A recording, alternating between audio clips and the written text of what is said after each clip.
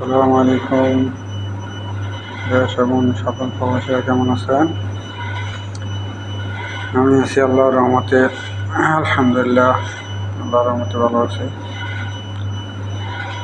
গতকাল যে শেরপুরে যে জামাতের সেক্রেটারি, জামাতের একজন সদস্যকে বিএনপির লোকেরা শহীদ করলো, এই প্রতিবাদে তো বাংলাদেশে অনেক আন্দোলন হচ্ছে। তবে আমার মনে হয় কি, শেখ হাসিনার মতো তারা কিছু পালাতে বাধ্য হবে। এইভাবে যদি দেশ চলতে থাকে 12 তারিখ পর্যন্ত অন্তত ইনশাল্লাহ জামাতের লোকরা একটু ধৈর্য ধরেন। 12 তারিখে এরম পিঠা পিঠেবেন, বিএনপির লোক যেখানে পাবেন যেন হাসিনার মতো পালাতে বাধ্য হয়। 12 তারিখ পর্যন্ত একটু ধৈর্য ধরেন। ওরা মারক, কয়জন মারবে মারক। 12 তারিখ সকাল ভোরে সবাই ব্লাডে ভোট দিয়ে জামাতকে জয়যুক্ত করে বিএনপিকে এরকম পিটানি দিবেন যেন হাসিনার মতো পালাতে বাধ্য হয়। ঠিক আছে, সবাই ভিডিওটা শেয়ার করবেন।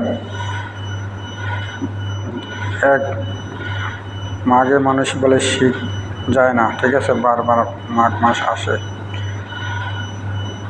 এক শেখ হাসিনা গেছে, আরেক তারেক জিয়া আছে।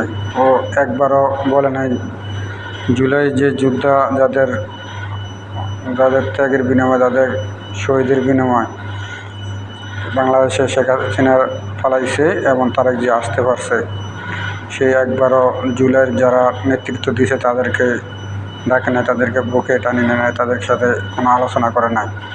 এখনও অনেক জায়গা ও বিএনপিদের নেতাকর্মীরা না ভোটের সমর্থন করছে, না ভোট দেওয়ার জন্য মানুষকে উৎসাহিত করছে।